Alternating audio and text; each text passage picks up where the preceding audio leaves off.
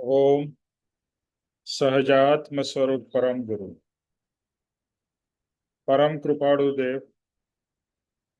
पूज्य पापा जी और सर्व ज्ञानियों का आशीर्वाद लेकर हम आज का सत्संग आरंभ करते हैं। जो भी सुने उसे बहुत ही गहराई से समझे और ज्ञानी के एक एक वचन आत्मसात करे, क्योंकि जो आत्मसात होगा वही साथ में आएगा।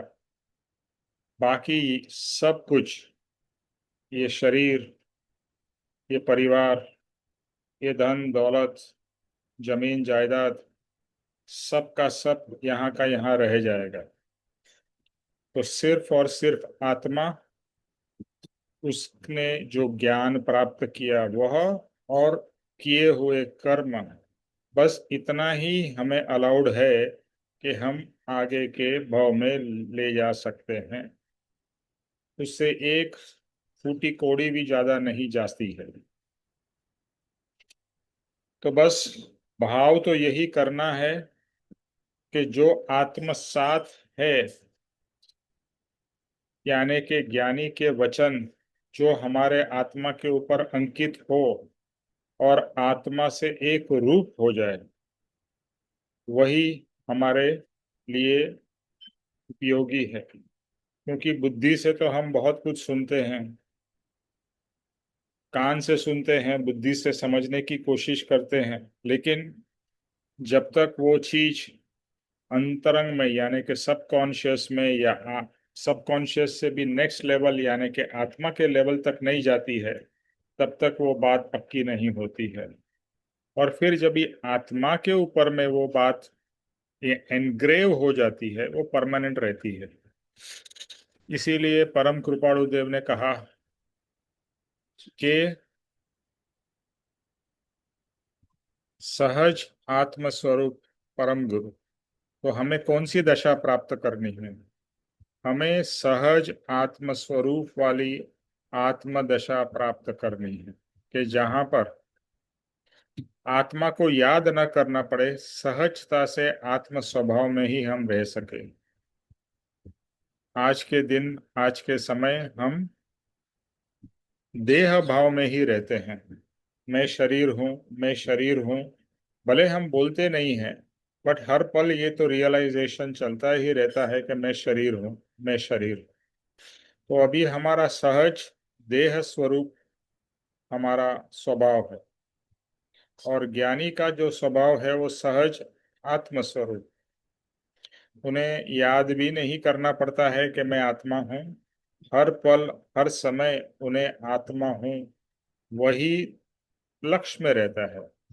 जैसे मेरा नाम निमेश है, मैं बार बार रटन नहीं करता हूँ कि मैं निमेश हूँ, मैं निमेश हूँ। लेकिन रात को भी कोई 2 बजे चिल्लाएगा निमेश निमेश निमेश, तो मैं तुरंत उठ जाऊंगा। अरे कौन मुझे बुला रहा है? यानी हमें अपने नाम के साथ में हम इतने जुड़ चुके हैं। तो नाम यानी कि निमेश कोई भी बोलता है तो मुझे मालूम है मुझे पुकार रहा है। तो ये एक आत्मा से निमेश का एकत्व हो चुका। नाउ अभी ये जो निमेश इस शरीर का नाम है ना, देखो, हम कितने भव कर चुके हैं? अनंत अनंत अनंत अनंत, मतलब जितने अनंत ऐड करो उससे भी ज्यादा अनंत।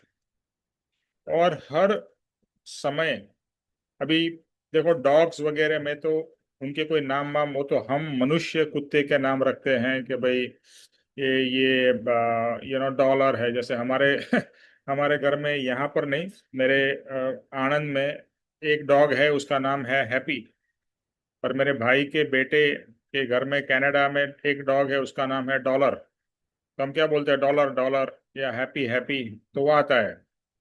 बट ये तो मनुष्य ने उसको नाम दिए हैं। बट अगर कोई कुत्ता या बिल्ली या शेर होता है, तो आई डोंट थिंक कि उनमें इतनी समझ है कि वो एक दूसरे का नाम रखते होंगे। पॉइंट इज कि ये जो नाम हमारा है, ये इस भाव तक ही सीमित है। मेरा नाम निमेश जब से मेरा नामकरण हुआ, तब से लेकर जब तक मेरा देह छूटेगा नहीं, तब तक मेरा नाम क्या रहेगा? निमेश। अभी मान लो कि नेक्स्ट भाव में भी मैं मनुष्य बना, तो मैं मनुष्य बनूंगा तो मुझे एक और नाम मिलेगा। इस तरह से मेरे अनंत अनंत मनुष्य भाव हो चुके हैं। तो अनंत भाव में क्या मेरा नाम निमेश था? नहीं। मैं इस भाव में पुरुष हूँ, पिछले भाव में स्त्री भी हो सकता था। यानी कि स्त्री पुरुष लिंग चेंज होते ही रहते हैं हमारे। तो जरूरी नहीं है कि हर भाव में मैं पुरुष, इस भाव में हूं तो हर भाव में मैं पुरुष ही रहूंगा, स्त्री भी होऊंगा या और कोई भी। तो अभी पॉइंट इज कि मेरा नाम Nimesh is only for this lifetime only, is not a permanent. What is permanent is आत्मा, यानी कि मैं स्वयं, मैं परमानेंट हूँ। बट ये मेरे रोल चेंज हो रहे हैं, जैसे ड्रामा में। जैसे अभी लेट्स से मैं अभी बीच में पढ़ रहा था कि अनुपम खेर, जो बहुत ही वर्सटाइल एक्टर है, उसने 550 फिल्म्स की है। 550 फिल्म की। उसमें हर फिल्म में उनका कुछ अलग अलग नाम और किरदार था। तो उनको मालूम था कि हाँ, ये मैं किरदार कर रहा हूँ, लेकिन मेरा नाम है अनुपम खेर। तो 550 में शायद कुछ फिल्मों में सिमिलर नेम या सेम नेम हुआ होगा, लेकिन मेजोरिटी तो अलग अलग नाम रहे होंगे। तो उन्होंने लेट्स से कि 500 नाम उनके अलग अलग किरदार के हुए। बट उनका अंदर से तो मालूम है कि मैं अनुपम खेर हूँ, मैंने 500 किरदार किए हैं, 500 नाम है। इसी तरह से मैं निमेश हूँ, ये इस भाव तक सीमित है। यानी कि जैसे बड़े बड़े ज्ञानी भी कहते हैं, शेक्सपियर भी कहते हैं कि it's nothing but a drama. अभी जो चल रहा है एक ड्रामा है, इस ड्रामा में मेरा किरदार है निमेश। अगले भाव में और कुछ था, और अभी जो भाव आएगा उसमें और कुछ होगा। तो हम अपने आप को निमेश में मानता हूं। और निमेश कौन है, अगर ये प्रश्न पूछा जाए तो मैं कहूंगा ये जो दिख रहा है ना, ये निमेश है। क्या दिख रहा है? शरीर दिख रहा है। तो मैंने अपने आप को यानी निमेश को किससे एसोसिएट किया है? शरीर से। तो इसलिए सहज देह स्वरूप में हूं। और ज्ञानी कहते हैं कि तू निमेश नहीं है। निमेश इस जड़ शरीर, ये शरीर क्या है? जड़ है। आज ये जीवित क्यों है? इसमें चेतन यानी कि मैं जो चेतन आत्मा हूं, उसके कारण ये शरीर जीवित है। जिस दिन जिस समय ये इसमें से ये चेतन निकल गया, ये शरीर क्या है? जड़ ही है ना। तो जड़ इज इट्स लाइक सेइंग कि भाई आपकी घड़ी हो या आपका कोई भी चीज हो, उसके अंदर में सेल नहीं हो तो वो काम नहीं करती है ना। तो सेल इज द पावर, आत्मा इज द पावर, और ये शरीर उसके उसके बल पे चल रहा है। अभी हमने अपने आप को हमारे ढांचे से आइडेंटिफाई किया, ये मेरा ढांचा है, राइट, ये मेरा शरीर है। अभी कुछ लोगों को ये लगेगा कि ये मेरे को नाक में क्या क्या क्या है। तो थोड़ा आप लोगों को धक्का लग सकता है। मैंने जैसे लास्ट सैटरडे नहीं था, तो मुझे कैंसर हुआ है, पैनक्रियास का। और मेरी अभी ट्रीटमेंट चालू है। और कुछ समय से मुझे तकलीफ थी। और फिर हमारे सत्संगी एक डॉक्टर पिंकी थापर है, कि जो जुपिटर हॉस्पिटल है थाना में, उसके बड़े सर्जन है। और वहाँ पर उनके ही अंडर में सब मेरा इन्वेस्टिगेशन हुआ, बहुत कुछ हुआ। और अभी एक ऑपरेशन भी मेरा हुआ है लास्ट वीक, जिसमें एक्चुअली क्या होता है कि जो स्टमक होता है, तो स्टमक से फूड जाके इंटेस्टाइन में जाता है, और उसके अंदर में जो पाइप जिसके थ्रू जाता है वो उसका नाम है डिओडनम। तो उसके थ्रू वो जाता है और वहाँ पर पैनक्रियास होती है।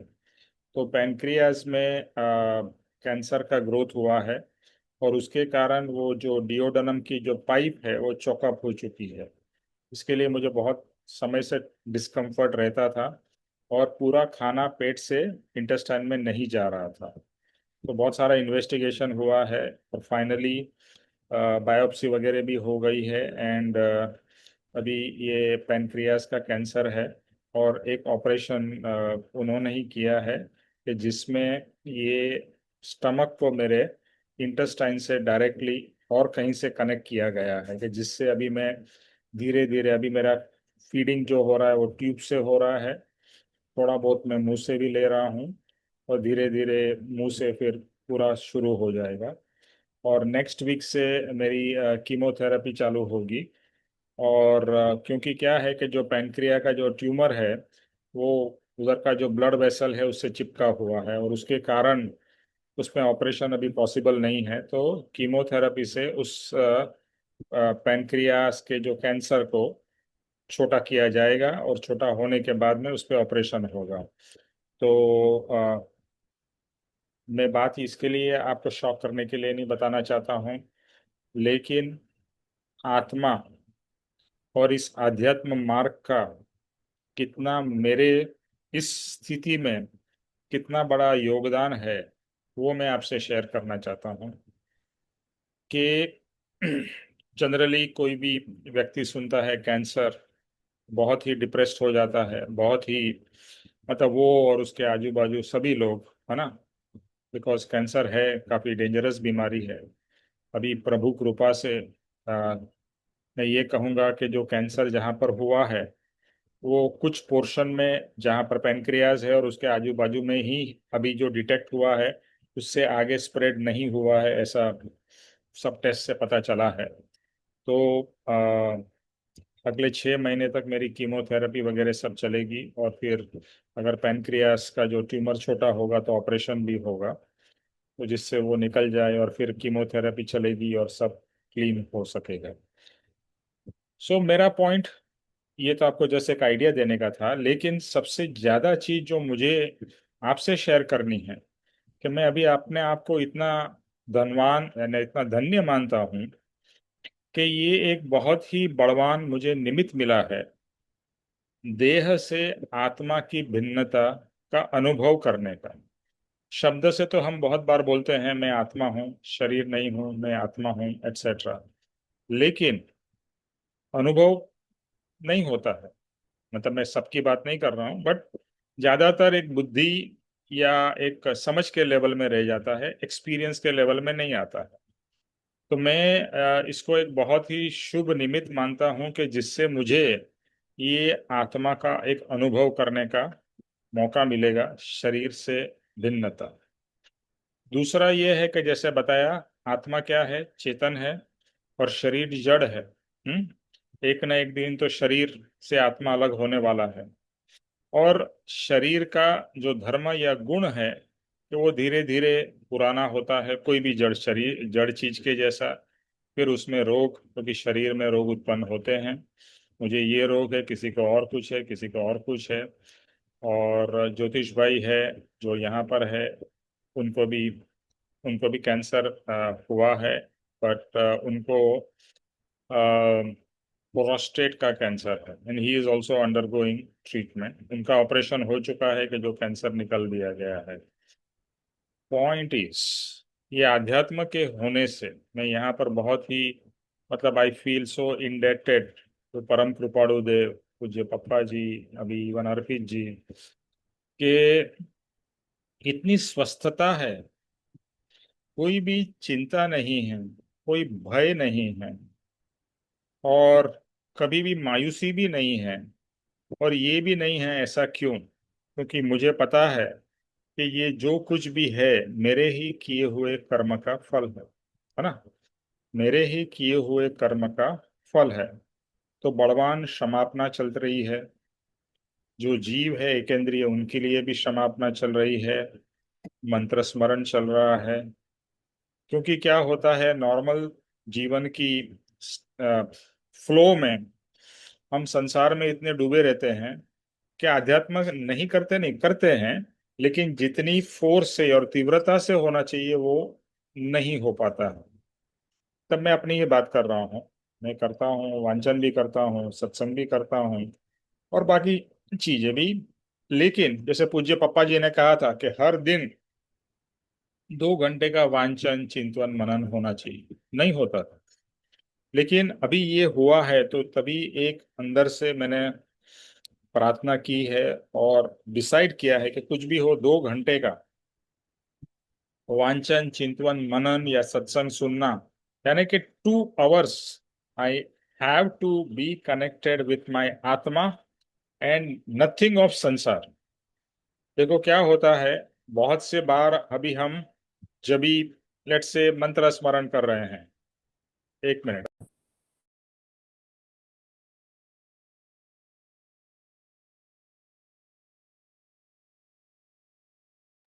जैसे हम मंत्र स्मरण करते हैं या कभी कभी पढ़ाई भी करते हैं या वांचन भी करते हैं, तो पढ़ते पढ़ते हमारा मन किधर दौड़ता है ना।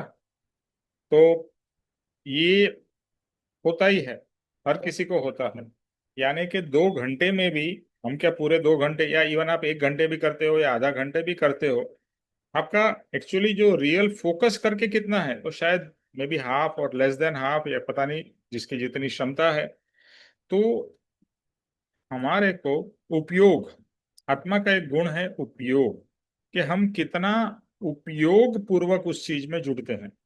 जैसे उपयोग का बहुत से बार एग्जाम्पल, अभी आपकी कोई फेवरेट टीवी की सीरियल आ रहा हो या प्रोग्राम आ रहा हो, तो आप इतना फोकस होकर देखते हो कि कोई बुला रहा हो या और कुछ हो रहा है तो आप बिल्कुल यू आर नॉट अवेयर। तब तक सामने वाला चिल्ला के नहीं बोलता है, तब तक आप इसमें फोकस, मेरा मतलब उपयोग आपका उस टीवी के प्रोग्राम में था।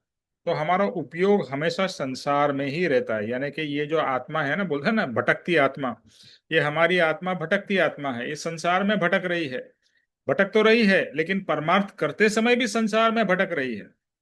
यानी हमारा मन इतना चंचल है कि वो चारों तरफ हमें दौड़ाता रहता है। तो अभी मुझे तो ये, मैं इसको एक शुभ अवसर गिनता हूं कि मुझे और डीप में और गहराई में जाने का मौका मिलेगा। ऑब्वियसली जो मेरा काम वगैरह है वो चल रहा है, अभी कुछ समय के लिए मैं ऑफिस भी नहीं जाऊंगा वगैरह वगैरह, तो और मुझे समय मिलेगा और मैं परमात्मा से जुड़ सकूंगा, एक रूपता कर सकूंगा। और दूसरा ये है कि जैसे बताई स्वस्थता, या दूसरे लोग, जब भी मैं हॉस्पिटल में था और हमारे बाजू में कुछ लोग थे, तो वो मतलब उनको बहुत सरप्राइज हो रहा था कि आप कितने पॉजिटिव हो। तो मैं ये पॉजिटिव बनने का कोई कोशिश भी नहीं कर रहा हूँ, ना नाटक कर रहा हूँ। मुझे अंदर से ही पॉजिटिविटी लग रही है, अंदर से ही आत्मा की जो चैतन्य शक्ति है उसकी पॉजिटिविटी का मुझे एक फीलिंग आ रहा है, एक अनुभव आ रहा है। हम्म। सो ये एक मैं ऐसा कहूँगा प्रभु कृपा है कि इस समय मुझे ऐसा भाव है, ऐसा अहोभाव है इस मार्ग के प्रति और परमात्मा के प्रति, कि भले चलो ये अशुभ कर्म है, लेकिन अशुभ कर्म का उदय है, उसमें मैं कुछ शुभ करने कर सक रहा हूं और कर सकूंगा, इतना अंदर से कॉन्फिडेंस है। तो it is that positivity. Even जो हमारे उधर में जो नर्स के जो स्टाफ थे, ये थे वो थे, they were also, I use to walk and I use to do everything and they were like saying अरे आप आराम से धीरे से। And they you know they also commented, मैं इसके लिए आपके साथ में शेयर कर रहा हूँ कि दे सेड कि आपके अंदर में कितनी पॉजिटिविटी है। ये पॉजिटिविटी मेरी नहीं है, ये पॉजिटिविटी ये मार्क की है, ये पॉजिटिविटी इस पूरे गुरु की कृपा की है। सो ये मैं चाहता हूँ कि ये मैं इसके लिए शेयर कर रहा हूँ कि आपको भी बल मिले। और जुबेदा इधर आना, कि आपको भी बल मिले, आप सबको भी प्रेरणा मिले। मार्ग अद्भुत है, अद्भुत अद्भुत अद्भुत। मेरा वो बैग लाना है, उसमें मेरा वायर है, हाँ।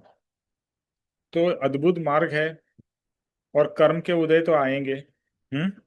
आज मेरा ये कर्म का उदय आया, किसी और का कुछ आ रहा है, और आते रहेंगे, क्योंकि कर्म किए हैं तो उसका फल तो मिलता ही रहेगा। हाँ, शुभ और अशुभ। ज्ञानी तो काफी बार कहते हैं, 1 मिनट सुबह, इसको इधर प्लग में लगाने का। ज्ञानी तो ये कहते हैं कि शुभ का उदय डेंजरस है, अशुभ का उदय अगर आप सही तरीके से ले सको तो बहुत ही फायदे कारक है। बताइए, लगाओ।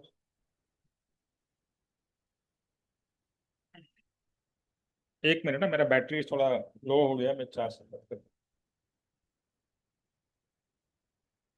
हम्म, हाँ,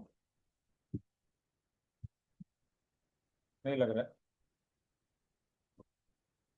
देखो उस, हाँ, नहीं, उधर से वो प्लग लेके आओ, वो जो है ना लाल वाला प्लग, वो लेके आ जाओ। सॉरी यार।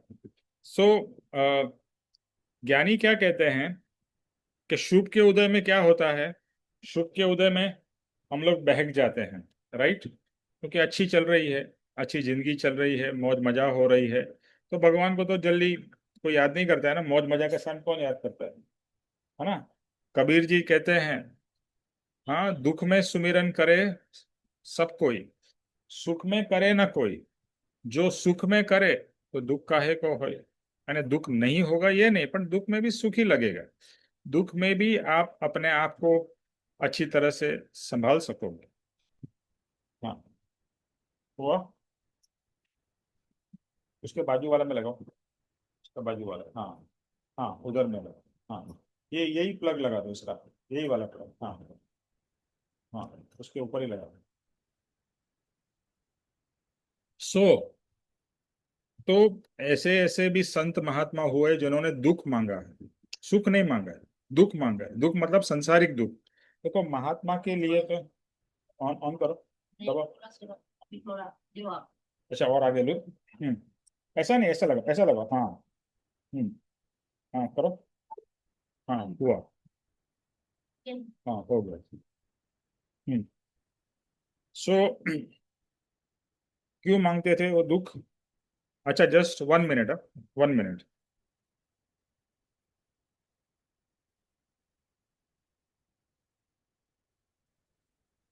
क्योंकि परमात्मा से जुड़ने के लिए वो अच्छा साधन है।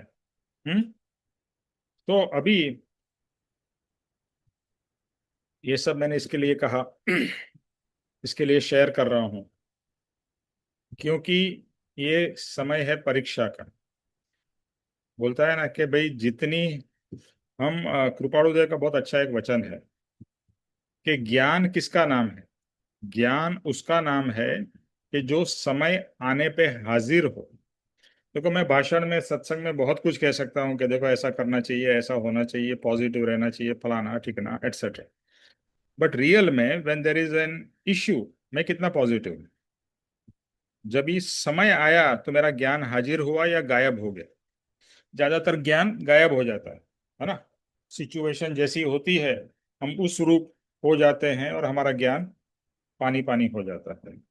पर मैं कोई ज्ञानी नहीं हूँ, मैं तो एक छोटा सा साधक हूँ, लेकिन मुझे बहुत खुशी हो रही है कि थोड़ी बहुत जो साधना है इन ज्ञानी पुरुषों का योग बल, उनका आशीर्वाद से, इस तरीके से मुझे अंदर से फीलिंग हो रही है। जैसे कहा ना, तो मैं दिखाने की कोशिश कर रहा हूँ ना बताने की कोशिश कर रहा हूँ, लेकिन मैं आप सबके लिए ये बताना चाहता हूँ कितना अद्भुत मार्ग है, और इस मार्ग से जुड़ना हमारे लिए कितना बड़ा सौभाग्य है।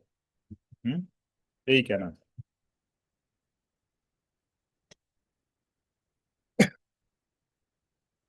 सबको मेरा आवाज सुनाई दे रहा है ना। जी हाँ, जी हाँ। हम्म, ओके, चलो तो हम जाते हैं आज के टॉपिक के ऊपर, शिक्षा पाठ नंबर 23। और सतीश जी, जी ये, सर। Okay sir. शिक्षा पाठ 23, सत्य।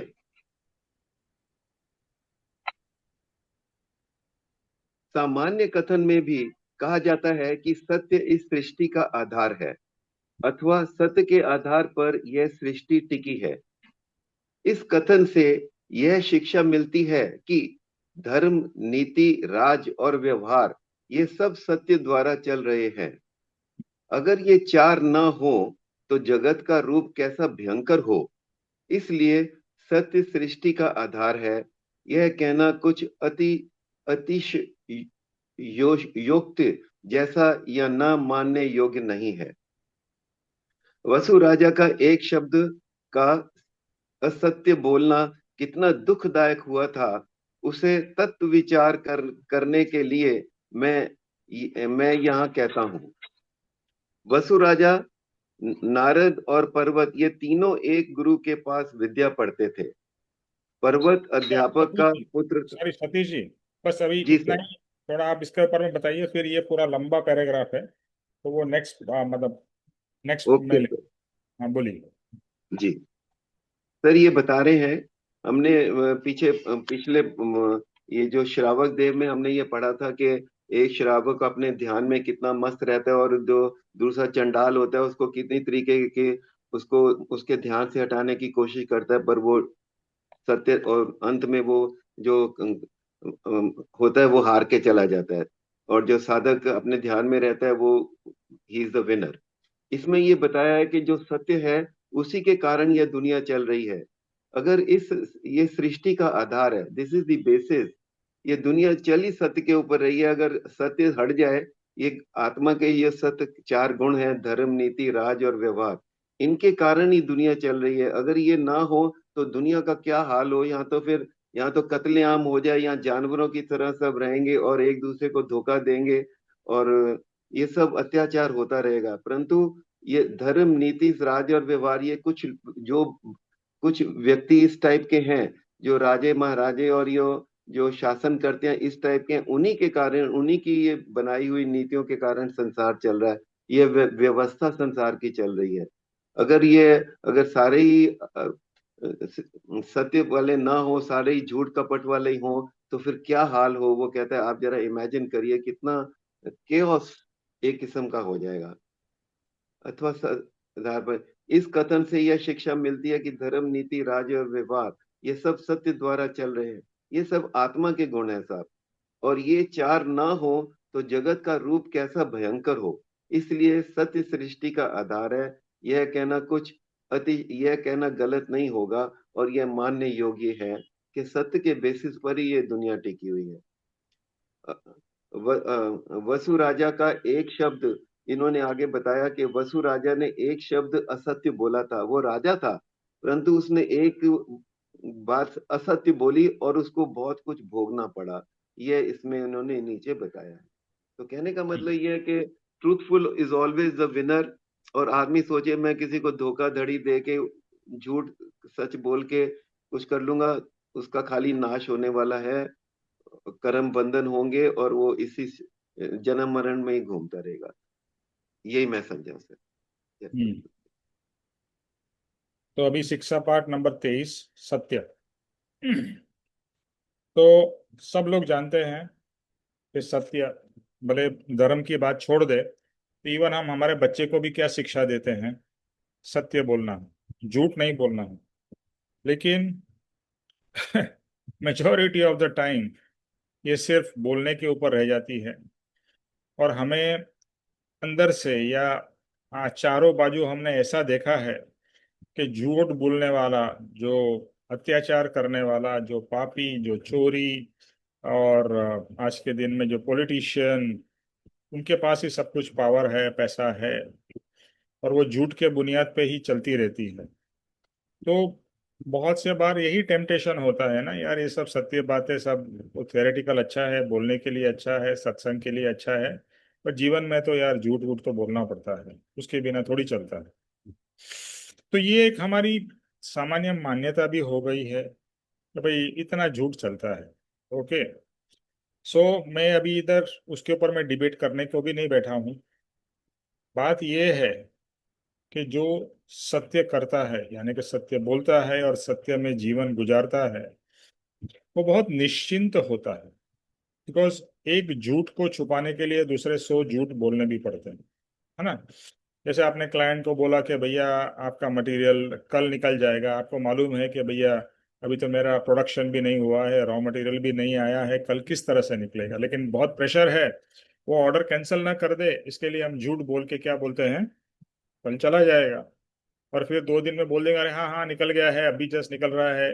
और करते करते हम इस तरह से बेवकूफ़ बनाते जाते हैं। बट अल्टीमेटली क्या होता है, मैं तो ये मानता हूँ कि बिजनेस या कोई भी जीवन के relationship is always build on trust. And trust is build on सत्य, भरोसा, कि जो मैं जो बोल रहा हूँ सामने वाले को लगे कि हाँ ये निमेश भाई है तो गलत तो नहीं बोलेंगे, झूठ नहीं बोलेंगे, मुझे चीट नहीं करेंगे। लेकिन आजकल के जमाने में ऐसा लगता है कि चीट करके ही हम आगे बढ़ सकते हैं, बिना चीटिंग के कैसे बढ़ सकते। पहले तो कर्म के सिद्धांतों के बारे में कोई आइडिया नहीं। सबसे बड़ा सिद्धांत ये है कि अगर आपके पास में धन दौलत ये सब है, ये सिर्फ और सिर्फ पुण्य के कारण है, न कि आपकी होशियारी के कारण, ना आपकी मेहनत के कारण, ना आपकी चीटिंग के कारण, या आपकी स्मार्टनेस या ओवर स्मार्टनेस के कारण। फक्त और फक्त आपके पुण्य के हिसाब में जितना लिखा है उतना आपके पास में भौतिक सुख मिलेगा। राइट, चाहे वो घर हो, परिवार हो, पैसा हो, व्हाटएवर, हेल्थ हो, एवरीथिंग। तो ये पुण्य का हिसाब है। और पाप होगा तो गरीबी होगी, नुकसान होगा, प्रॉब्लम्स आएंगी, बीमारी आएगी, ये होगा वो होगा, है ना। अभी आपने देखा होगा बहुत सारे लोग के जीवन में बहुत कम तकलीफ होती है। बचपन में भी अच्छा बोलता है ना, born born with a golden spoon. आगे भी अच्छा अच्छा होता रहा और अच्छा अच्छा होता ही जाता है उसके जीवन में। और ऐसा एक व्यक्ति होता है कि जन्म से ही दुखी है, इधर उसमें कुछ डिफेक्ट्स है और कुछ प्रॉब्लम्स है, ये है वो है। अभी जैसे हमारे एक सत्संगी, और ये रियल बात बता रहा हूँ, चेन्नई में रहते हैं। तो उनके उनके बेटों में एक जेनेटिक प्रॉब्लम आ रही थी। उनको बाद में मालूम पड़ा, उनके 3 या 4, मुझे मालूम नहीं है, मेरे साथ में एक बार रूम में रुके थे। तो वो धीरे धीरे कुछ मसल का एलिमेंट था, नाम बताया था मुझे याद नहीं है। तो धीरे धीरे मसल के फंक्शनिंग्स बंद होने लगते हैं, और वो धीरे धीरे सब बॉडी के पार्ट्स भी फंक्शन करना बंद कर देते हैं। तो उनके 3 बच्चे एक एक करके गुजर गए, 3। Just imagine. तो ऑब्वियसली क्या वो जीव दुखी होगा ना। बच्चे पैदा होते हैं और धीरे धीरे they go through this this cycle, and at the end they die. So कुछ लोग बहुत सुखी हैं अभी। आई मीन सुखी मतलब मैं व्यवहार से सुखी बोल रहा हूँ, यानी कि भौतिकता से, यानी कि जो खाने पीने के प्रॉब्लम्स नहीं है, अच्छा परिवार है, फैक्ट्रीज है, बिजनेस है, सब कुछ है, यानी कि एक जो संसारिक के रूप से हम देखें तो जिसे हम सुखी कहते हैं, धनवान कहते हैं। और एक है गरीब, प्रॉब्लम्स में है, कर्ज है, ये है वो है, और प्रॉब्लम्स के ऊपर प्रॉब्लम्स। हमारी एक मौसी थी, वो पैसे वाले, मतलब हमारे मौसा जी पैसे वाले थे। लेकिन होता है ना कुछ जीवन में ऐसे टर्निंग पॉइंट आता है। उनकी शादी हुई, वो भी दूसरे एक पैसे वाले परिवार में ही हुई। लेकिन वो शादी was that negative turning point for her, कि उसके बाद में उनके जीवन में दुख दुख दुख ही आते रहे। और उसका हस्बैंड जो था वो नालायक निकला, कुछ काम नहीं करता था, टाइम वेस्ट करता था, पैसा सब धीरे धीरे उसने भी सब केस करने में अपने भाई के साथ में उसके उसके पैसा पूरा चला गया। उनका अच्छा खासा घर था, धीरे धीरे छोटे छोटे घर में आ गए, एक एक कमरे में फाइनली आना पड़ा। बच्चे लोग की पूरी प्रॉपरली परवरिश नहीं हो सकी। और उनकी 4 बेटियां थी उसमें से, और एक बेटा था। 2 बेटी आउटलाइन में चली गई। अल्टीमेटली एक बेटी ने तो सुसाइड कमिट किया जहर खा के। और प्रॉब्लम्स, अल्टीमेटली उसका जो बेटा था वो भी कुछ ज़्यादा नहीं कर पाया। आज के दिन में वो रिक्शा चलाता है, मतलब आप जस्ट सोचिए। और उनके जीवन में मैंने मतलब दुख के सिवा और कोई देखा ही चीज नहीं देखी है। तो वो कभी कभी बोलती थी कि मैं तो इतनी फेडअप हो गई हूँ कि मैंने भगवान को भी पूजना बंद कर दिया है। क्या फायदा, मेरे जीवन में एक सुख का अंश मात्र भी नहीं है। तो किसी के जीवन में बहुत सुख है, किसी के जीवन में बहुत दुख है। बट ऑब्वियसली एक बात तो है कि अगर सुख है तो भी ऐसा नहीं कभी दुख नहीं है, बट दुख की मात्रा कम है। संसारिक पॉइंट से ऑफ व्यू से बात कर रहा हूँ। तो दूसरे के जिसके पास में बहुत दुख है, ऐसा नहीं कि कभी भी सुख आया नहीं है, आया है बट मात्रा कम है। तो तो कहने की बात ये है, एक तो ये जो कर्म सिद्धांत है ना, ये अपने, ये कर्म का सिद्धांत ये कहाँ से आया है? ये भारत के स्पिरिचुअल साइंस से आया हुआ है। और आज पूरा वर्ल्ड कर्म के सिद्धांत को मानता है। उनको समझ में नहीं आया, बट कभी कभी वो बोलते हैं वो माई कर्म, माई कर्म। अदरवाइज कोई बहुत दुखी होता है, बोलता है मेरे फूटे कर्म। तुम्हारे फूटे कर्म नहीं, फूटे कर्म का फल, यानी कि गलत कर्मों का फल। तो ये आध्यात्म मार्ग हमें कहाँ ले जाता है? हमारे सत्य के मार्ग पे ले जाता है, सही मार्ग पे ले जाता है, और सच्चा सुख हमें प्राप्त कराता है। मैं भौतिक सुख की बात नहीं करूंगा, लेकिन भौतिक सुख भी प्राप्त होता है। और नहीं हो तो भी कोई तकलीफ नहीं है। ये जो बड़े बड़े संत महात्मा फकीर क्या दुखी हैं? नहीं। भी जैसे सभी भगवान राजा महाराजा थे, तो उनके पास में पुण्य था तो ही राजा महाराजा बने ना। और बड़े बड़े जैसे तीर्थंकर जैन के, उन्होंने राजपाट छोड़ के दीक्षा ले ली, सब कुछ छोड़ दिया। यानी राजा के पास में कितनी संपत्ति हो सकती है, ये तो एक अनइमेजिनेबल है। आज निजाम ऑफ हैदराबाद के पास में कितने 100-200 साल के पास भी इतनी संपत्ति है, तो उस जमाने में कितनी हो रही होगी। और जो बड़े बड़े मुगल्स और जो हमारे राजा महाराजा थे, देखो, बेशुमार, बेशुमार दौलत, बेशुमार पावर। और वहां तो डेमोक्रेसी जैसा से नहीं, राजा ने बोला बस वही न्याय। तो इतना ये सिचुएशन, ये सब पुण्य से मिला है। लेकिन पुण्य से जो मिलता है, हम उसका इन्वेस्टमेंट वापस पुण्य में नहीं करते हैं। हम क्या कर देते हैं, वो पुण्य का इन्वेस्टमेंट, जैसे मैंने बोला ना, किसी के पास में पावर आ गया, और इंग्लिश में सेइंग है power corrupts and absolute power corrupts absolutely. तो पावर में आदमी इतना, ऐसा कहा जाता है, power is very dangerous. And the more power, जैसे आज हम ट्रम्प के बारे में देख रहे हैं कि कितना पागलपन कर रहा है, because he has the power. सब लोग जानते हैं वो पागल है, but he still keeps on doing all the wrong things. तो पावर आदमी को पागल बना देता है। पावर के कंपैरिजन की जाती है कि जो हाथी जिसने दारू पिया हो, ऐसा हाथी, मदोन्मत्त हाथी, वो कैसे झूमता है और कैसे बिहेव करता है, और किसी को भी मार डालता है, कुछ भी करता है, तहस नहस करता है। तो ये हमारा पावर हमारे को ईगो में कन्वर्ट हो जाता है, और वो ईगो इतना डेंजरस है, क्योंकि वो ईगो हमारे को नेगेटिव में ही ले जाता है, यानी कि नेगेटिव कर्म बंधा देता है। अभी जैसे अपने mafia, they have immense power, किसी को भी जाके गोली से उड़ा देते हैं। They don't care a dam. तो क्या वो क्या कर रहे हैं? पुण्य कैसे उनके पास में पावर है या पैसा है? बट जो कर्म कौन से बांधते जा रहे हैं, नेगेटिव नेगेटिव नेगेटिव। जैसे पापा जी कहते हैं कि जितने भी भिखारी आप देखते हो सब स्वर्ग से आए हुए हैं। कैन यू इमेजिन, स्वर्ग, देवलोक के स्वर्ग आज के दिन में क्या है? भिखारी है। तो मतलब क्यों? क्योंकि स्वर्ग में सब पूरा पुण्य यूज कर लिया, तो बचा ही कुछ नहीं पुण्य। तो ऐसी स्थिति तो होगी। अभी हम सत्य के ऊपर आते हैं, यानी कि अभी चॉइस इज अवर्स, कि जीवन में सत्य बोल के जीना है या असत्य से जीना है। ओके। तो हम ज्यादातर जो इजी वे है वही पकड़ते हैं। सत्य का रास्ता इजी तो नहीं है। सत्य का रास्ता कठिन है। और हमने हरिश्चंद्र जी की कहानी वगैरह भी सुनी है, बट इवन हमारे जीवन में भी देखते हैं, अगर हम किसी को सच बोलते हैं तो उसका वो उल्टा मीनिंग लेता है। But that should not deter us from the path of सत्य। ओके। अपने उधर में सेइंग है ना, सत्यमेव जयते। जीत अल्टीमेटली किसकी होती है? सत्य की, झूठ की नहीं। लेकिन हमारे अंदर में इतनी रॉन्ग धारणाएं डाल दी गई है, और हमने भी उसको एक्सेप्ट कर लिया है कि झूठ की जीत होती है। भैया झूठ से ही काम चलता है, झूठ ही करो। सत्य में क्या पड़ा? कौन तुमको राजा हरिश्चंद्र का पद भी देने वाला है? तो यहाँ पर 3-4 चीजें और बताई है कि सत्य। फिर दूसरा कहा है,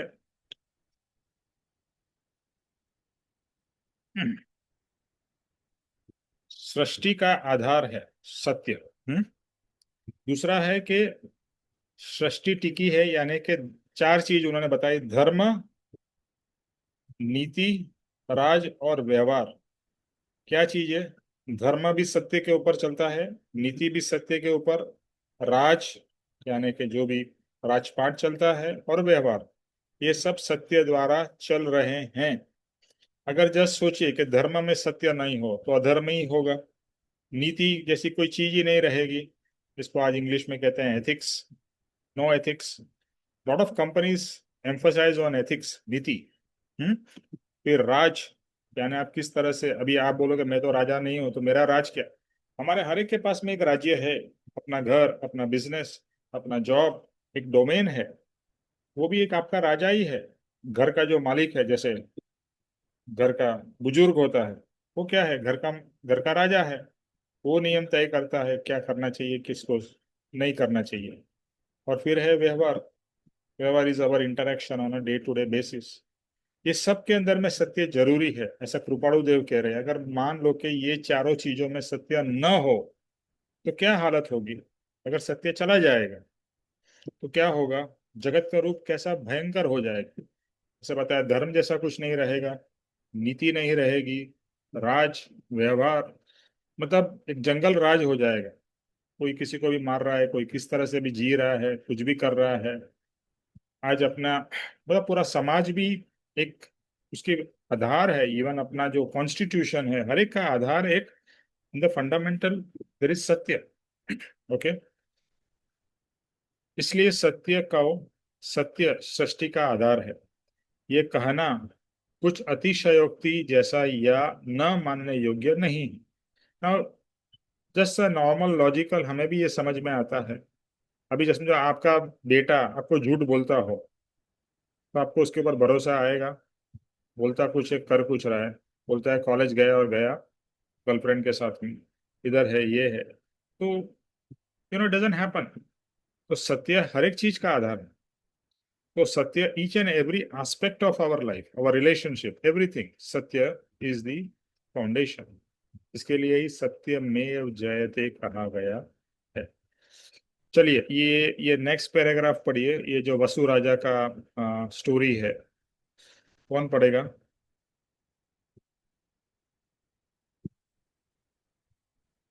हर्ष जी।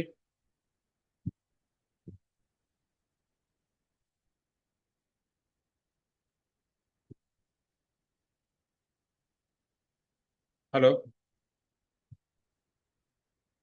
ठीक है, ज्योतिष भाई आप पढ़िए।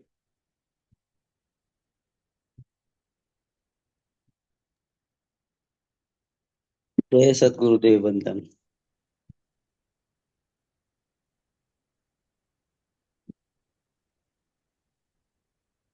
वसु राजा, नारद और पर्वत, ये तीनों एक गुरु के पास विद्या पढ़े थे। पर्वत अध्यापक का पुत्र था। अध्यापक चल बसा, इसलिए पर्वत अपनी माँ के साथ वसु राजा के राज में आकर रहा था। एक रात उसकी माँ पास में बैठी थी और पर्वत तथा नारद शास्त्राभ्यास कर रहे थे। इस दौरान में पर्वत ने अजैर्यष्टव्यम ऐसा एक वाक्य कहा। तब नारद ने कहा, अज का अर्थ क्या है पर्वत? पर्वत ने कहा, अज अर्थात बकरा। नारद बोला, हम तीनों जब तेरे पिता के पास पढ़ते थे तब तेरे पिता ने तो अज का अर्थ 3 वर्ष के ब्रीही बताया था, और तू उल्टा अर्थ क्यों करता है? इस प्रकार परस्पर वचन विवाद बढ़ा। तब पर्वत ने कहा, वसु राजा हमें जो कहें वही सही। यह बात नारद ने भी मान ली और जो जीते उसके लिए अमुक शर्त की। पर्वत की माँ जो पास में बैठी थी उसने यह सब सुना। अज अर्थात ब्रीही ऐसा उसे भी याद था। शर्त में अपना पुत्र हार जाएगा, इस भय से पर्वत की माँ रात को राजा के पास गई और पूछा, राजन, अज का अर्थ क्या है? वसु राजा ने संबंध पूर्वक कहा, अज का अर्थ ब्रीही है।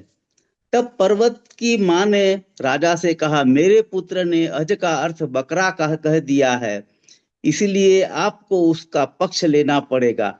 आपसे पूछने के लिए वे आएंगे। वसु राजा बोला, मैं असत्य कैसे कहूं? मुझसे यह नहीं हो सकेगा। पर्वत की माता ने कहा, परंतु यदि आप मेरे पुत्र का पक्ष नहीं लेंगे तो मैं आपको हत्या का पाप दूंगी। राजा विचार में पड़ गया। सत्य के कारण मैं मणिमय सिंहासन पर अधर में बैठता हूँ, लोक समुदाय का न्याय करता हूँ। लोग भी यह जानते हैं कि राजा सत्य गुण के कारण सिंहासन पर अंतरिक्ष में बैठता है। अब क्या करूं? यदि पर्वत का पक्ष न लूं तो ब्राह्मणी मरती है और यह मेरे गुरु की स्त्री है। लाचार होकर अंत में राजा ने ब्राह्मणी से कहा, आप खुशी से जाइए, मैं पर्वत का पक्ष लूंगा।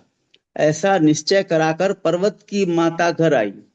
प्रभात में नारद पर्वत और उसकी माता विवाद करते हुए राजा के पास गए।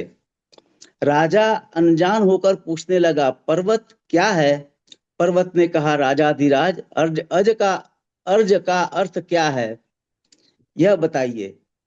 राजा ने नारद से पूछा, आप क्या कहते हैं? नारद ने कहा, अज का अर्थ 3 वर्ष के व्रीहि। आपको कहाँ याद नहीं है? वसु राजा ने कहा, अज का अर्थ बकरा, व्रीहि नहीं। उसी समय देवता ने उसे सिंहासन से उछाल कर नीचे पटक दिया। वसु काल परिणाम को प्राप्त हुआ। इस पर से यह बोध निकलता है कि हम सबको सत्य और राजा को सत्य एवं न्याय दोनों ग्रहण करने योग्य है। भगवान ने जो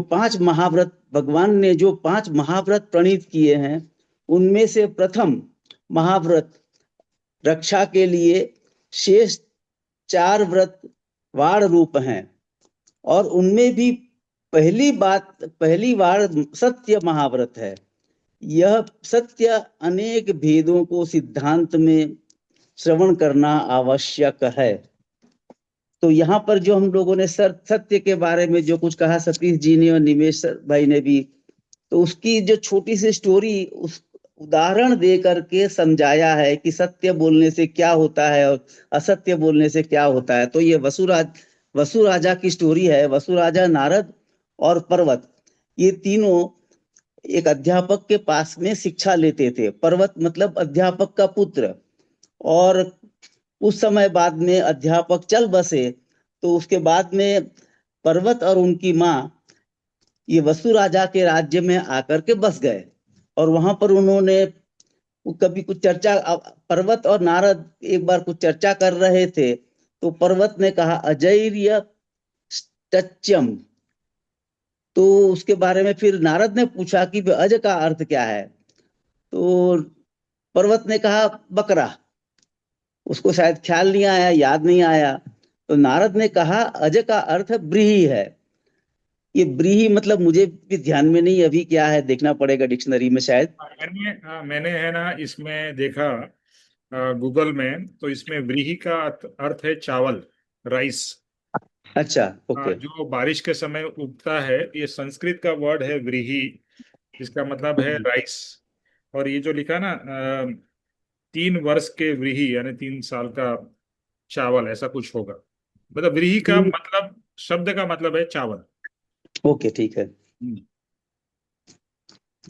तो उसका उल्टा अर्थ क्यों करते हैं? तो ऐसा सब बात विवाद चल पड़ा और बाद में उन्होंने तय किया, नारद और पर्वत ने, कि हम लोग वसु राजा के पास जाएंगे और उनसे पूछेंगे कि क्या है। और उन्होंने एक शर्त भी लगाई। उसमें कहा कि यदि मैं जीता तो ये, आप जीतेंगे तो ये, ऐसा कुछ। तो और उसकी माँ ने ये सब सुना तो उसको अच्छा नहीं लगा। उसको भी याद आया कि अध्यापक ने अज का अर्थ व्रीहि किया था। तो वो उसकी माँ राजा के पास रात को चली गई और उसको ये सब बताया कि ऐसा ऐसा है।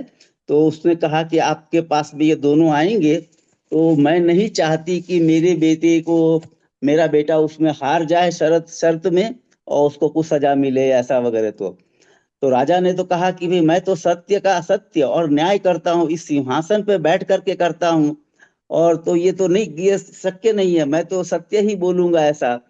तो ब्राह्मणी ने उसको श्राप देना चाहा। उन्होंने कहा यदि आप अज का अर्थ बकरा नहीं करेंगे तो आपको ब्राह्मणी की हत्या का पाप लगेगा, ऐसा मैं पाप दूंगी, हत्या का पाप।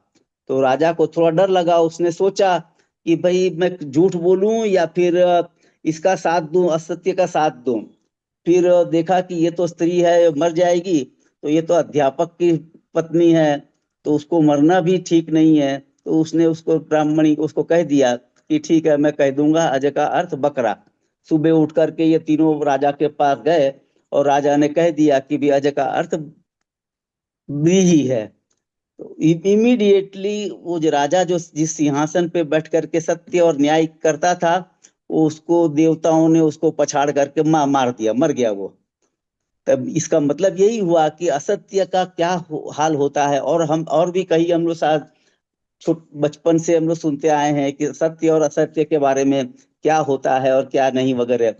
तो ये मतलब मेनली यही पॉइंट है। और आगे भी जो बताया, ये पूरी जो दुनिया टिकी हुई है वो सत्य के ऊपर ही टिकी है। असत्य कुछ कुछ होता है, यस, लेकिन उसके कारण उसके जो परिणाम हमने भी कई बार भुगते होंगे, आपने सबने थोड़ा थोड़ा कभी भुगता होगा। तो सत्य पे ही दुनिया चलती है और सत्य ही सहारा है। धर्म का भी वही सहारा है, सभी के लिए सत्य ही सहारा है। तो मेन यही है कि सत्य हमेशा बोले हम लोग। और उसमें इसमें पांच महाव्रत हैं, उसमें भी सत्य मतलब मेन पॉइंट होता है, वहीं से शुरू होता है पांच महाव्रत में भी। तो यही जो मैंने समझा है, थोड़ा सा शॉर्ट में बताया है, आप थोड़ा सा क्रिटिकल एनालिसिस करके बताइए तो।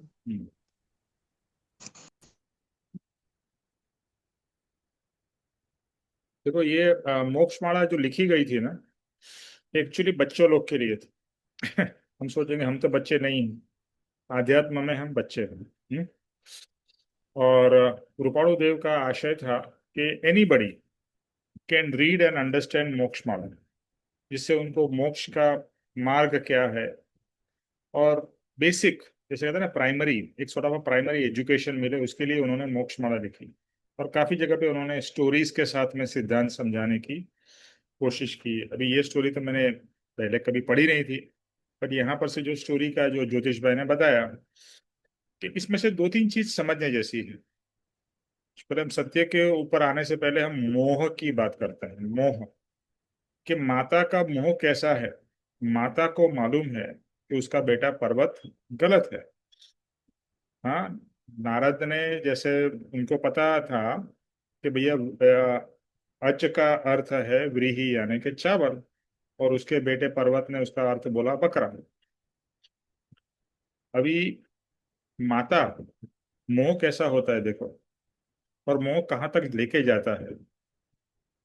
अभी अपने बेटे को गलत न साबित हो, भी कोई ऐसा बड़ा कोई कंपटीशन तो नहीं होगा ना, तो छोटी ही बात है ना, अंदर अंदर की ही बात है, ये तीनों सब साथ में ही पढ़ते थे। लेकिन माता अपने बेटे को हारना देखना नहीं चाहती है, जैसे आजकल की माताएं हैं और उस जमाने की भी माता को सबसे ज्यादा मोह किस पे होता है, अपने बच्चों पे। और अगर माता है तो पुत्र पे उसको सबसे ज्यादा मोह होता है, और बाप का पुत्री पे। तो माता ने क्या चाल खेली, उसको भी मालूम था कि ये बेटा तो गलत है, लेकिन जाके उसको, राजा को ब्लैकमेल किया कि अगर तू नहीं करेगा तो मैं मर जाऊंगी और तेरे ऊपर हत्या का दोष डाल दूंगी। यानी कितनी एक्सट्रीम, आप सोचिए ना, कितना एक्सट्रीम वो होगा, ईगो या मोह, जो कहना कह रहा हो, कि वो इतना एक्सट्रीम तक वो करती है, ब्लैकमेल करती है। और राजा हमारा जैसा ही है बेचारा, सत्य का साथ ले तो भी प्रॉब्लम, असत्य का ले तो भी प्रॉब्लम। अच्छा, फिर दूसरा, उसको तो ये भी लगा कि ये तो मेरे गुरु की पत्नी है, उनकी मैं कैसे हत्या को होने दूं। और शायद आप और मैं भी होते थे तो उनका ही साथ देते थे कि भैया चलो अभी क्या फर्क पड़ता है। बट ये एक सिद्धांत की बात, स्टोरी है कि यहाँ पर गलत चीज इज गलत, under any pretext it is wrong. फिर हम कोई भी तरीके से उसको, हम क्या करते हैं ना, बहुत सी बार गलती करते हैं और उसको हम ढकने की कोशिश करते कि नहीं नहीं नहीं ये तो जरूरी था, इतनी तो चोरी करनी चाहिए। जैसे आजकल को हर एक का ऐसा मानना है कि अपने को टैक्स कम पे करना चाहिए, और किसी भी तरह से कच्चा पक्का ऐसा सब करो, इतना तो अलाउड है, इतना करना ही चाहिए, इतना नहीं करोगे तो कैसे चलेगा। फिर से वो सिद्धांत मिस हो जाता है कि आपके जीवन में जितना मिलने वाला है वो मिलेगा, irrespective of whether you do it right और wrong and why you should do it wrong. अगर तुम्हें पता है कि तुम्हें 1 करोड़ रुपया मिलने वाला है, तुम सच करोगे तो भी 1 करोड़ और गलत करोगे तो भी 1 crore, then what will you choose. दिखता ऐसा है कि गलत करने से 1 करोड़ मिलेगा और सत्य से शायद 1 करोड़ नहीं मिलेगा, ऐसा हमें लगता है। But the bottom analysis of all this science of कर्म इज जितना मिलना है उतना ही मिलेगा। अगर तुम गलत भी कर लोगे तो भी 1 करोड़, और सही करोगे तो भी 1 करोड़। तो अगर ये सिद्धांत से पता ना, ये सब सिद्धांत पक्के होने चाहिए। हमारे सिद्धांत कच्चे हैं, इसके लिए हम हर चीज में डगमगा जाते हैं, सत का साथ छोड़ देते हैं, असत की तरफ चले जाते हैं, जैसा राजा का हुआ। हम्म। और फिर राजा का इसमें हाल देखा कि जैसे, बिकॉज राजा कौन से कुर्सी पे बैठा था, इसको ये भी एक सिंबॉलिक है कि राजा कुर्सी, जो न्याय की कुर्सी है, उस पे बोल के वो असत का काम कर रहा है, यानी असत किया राजा ने, और उसी समय वो कुर्सी पे से फेंका गया देवताओं के बारे में, और उसका वहीं पर अंत हो गया। शायद सत बोलता था तो अंत भी नहीं होता था, शायद सत बोलता था तो उसकी पर्वत की माँ को शायद रियलाइजेशन भी हो जाता था, या उसकी माँ को वो समझा भी सकता था, क्या फर्क पड़ता है, या वॉट एवर। वो तो राजा था ना, तो राजा के हाथ में तो बहुत सारी पावर होती है। तो अलग अलग तरीके से काफी बार क्या होता है ना, हम लोग दूसरा ऑप्शन ढूंढने की कोशिश ही नहीं करते हैं। हम लोग इजी ऑप्शन, जैसा राजा ने ले लिया, चलो यहाँ क्या फर्क पड़ता है, मैं झूठ बोल दूंगा। तो दूसरे ऑप्शन, सत्य के ऑप्शन हम, कुछ डिफिकल्ट है ना, जैसे बता ना, सत्य कड़वा होता है, सत्य डिफिकल्ट होता है, सत्य शॉर्ट टर्म नहीं होता है, लॉन्ग टर्म होता है। झूठ लॉन्ग शॉर्ट टर्म है, आपने झूठ बोल के अपनी बात करा ली, शॉर्ट टर्म में तो आपका काम बन गया ना। सत्य को प्रूव करना भी इजी नहीं होता है। सत्य को, एक्चुअली झूठ बहुत इजीली चलता है, सत्य इजीली नहीं चलता है, इसके लिए झूठ की बोलबाला है। तो यहाँ पर ये समझ में आता है कि सत्य का साथ देना है, नो मैटर व्हाट। इस स्टोरी का मॉरल ये है। फिर आप अभी जस्टिफाई कर सकते हो कि राजा को तो यही करना पड़ा ना, बेचारा क्या करता था। नहीं, that is not the moral of the story. Moral of the story यही है कि हमारे जीवन में भी ऐसे कितने सारे प्रसंग आते हैं जहां पर हम दुविधा में पड़ जाते हैं। इसका हमको झूठ नहीं बोलना है, बट हमें भी झूठ का सहारा लेना पड़ता है। बट बॉटम लाइन याद रखिए, जीतेगा कौन? सत्यमेव जयते। सत्य ही जीतेगा, कम वॉट में। और इतने सारे हमारे महाभारत, रामायण और बाकी हर एक ग्रंथ में अल्टीमेटली विक्ट्री किसकी बताई जाती है। इवन अपने हिंदी पिक्चर में हीरो कैसा भी हो, जीतता तो हीरो है, क्योंकि वो सत्य का साथ देता है और विलन गलत का साथ है। इसके लिए महाभारत में कौन जीता? युधिष्ठिर ने गलत का साथ दिया तो वो हार गया, और पांडवों ने सत्य का साथ दिया तो वो जीत गए। So this are all so many different ways of explaining सत्य। कितना भी डिफिकल्ट लगे, डोंट लीव सत्य। सत्य को पकड़ के रखो, और सत्य ही आपको आगे लेके जाएगा। चाहे वो धर्म हो, यहाँ लिखा ना 4 चीज, धर्म, नीति, राज और व्यवहार, सब में। चाहे वो बिजनेस हो, अभी हम अपने आज के जमाने के हिसाब से बात करते हैं, हमारा रिलेशनशिप हो, हमारा कोई भी व्यवहार हो, हमारा बिजनेस डीलिंग्स हो, हमारा ऑफिस का डीलिंग्स हो, हमारे नेबर्स के साथ डीलिंग हो, हमारे सबके साथ में, किसी के साथ में भी हो, सत्य हमें पवित्र बनाता है। याद रखिए, हमें क्या करना है? पवित्र बनना है।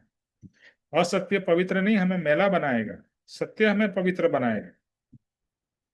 तो सत्य सत्य सत्य सत्य, be on the side of truth. It is very difficult, वो भी बात पक्की है, लेकिन अल्टीमेट अल्टीमेट विक्ट्री सत्य की है। तो ये इसका मॉरल है। और हमें एक्सपेरिमेंट करना है, जैसे बताया ना, परम कृपाणु देव ने हर एक चीज अनुभव से लिखी है, अनुभव से बताई है। कोई हियर से नहीं है कि भाई मैंने सुना सत्य अच्छा है इसके लिए सत्य का साथ देना चाहिए। नो, ये, और जब भी परम कृपाणु देव ने ये मोक्षमाला लिखी थी तो 16 साल के थे। तो आप बोलोगे 16 साल के बच्चे को क्या आइडिया है? Don't look at him at a 16 years old boy. अनंत भव का ज्ञान लेके आए थे, यानी बुजुर्ग थे, बुजुर्ग। जैसे हम बोलते हैं ना 80 साल के बुजुर्ग, तो हम लोग बुजुर्ग को वाइज कहते हैं। ये तो सुपर वाइज थे, मतलब सुपर वाइज मतलब इतने ही भवों का ज्ञान। कितने भवों का, महावीर भगवान के साथ में 2500 साल पहले थे, उसके पहले भी जो उनकी साधना चल रही होगी, उसके बाद में साधना चल रही होगी, जो चल रहा होगा, इस सब ज्ञान को लेके आए थे।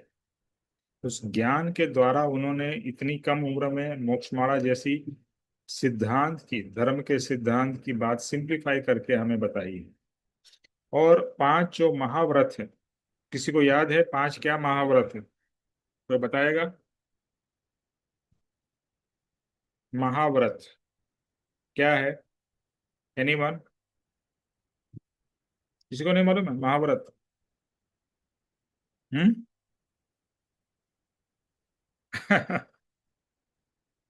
हम इतना टाइम से सत्संग कर रहे हैं। चलो एक एक करके बोलो, जो याद है उतने बोलो, 5 अपने आप पूरे हो जाएंगे। महाव्रत 5 थे, वही मैं बोलने वाली थी कि 5 महाव्रत है। जय सदगुरु देवेंद्र निमेश भाई। जय सदगुरुदेव। आई एम सॉरी, मेरे को आवाज बहुत कम आ रही है मेरे फोन में, पता नहीं क्यों। लेकिन महाव्रत जो एक सत्य बोलना, सत्य एक हो ये गया तो इसमें आ गया, सत्य एक महाव्रत हो गया। दूसरे 4? हाँ, दो तीन अचौर्य, बात। अचौर्य। ओके, अचौर्य का क्या मतलब है? अभी चोरी नहीं करना। हाँ, गूगल मत करना। उसके नहीं बाद में एक बोलना, ब्रह्मचर्य। ब्रह्मचर्य। ठीक है, अभी ज्योतिष भाई आपने 2 बताया, बाकी लोग को बताने दो। ओके, ब्रह्मचर्य। ओके, अहिंसा। अहिंसा। अहिंसा। ओके, झूठ नहीं बोलना सर, झूठ नहीं बोलना।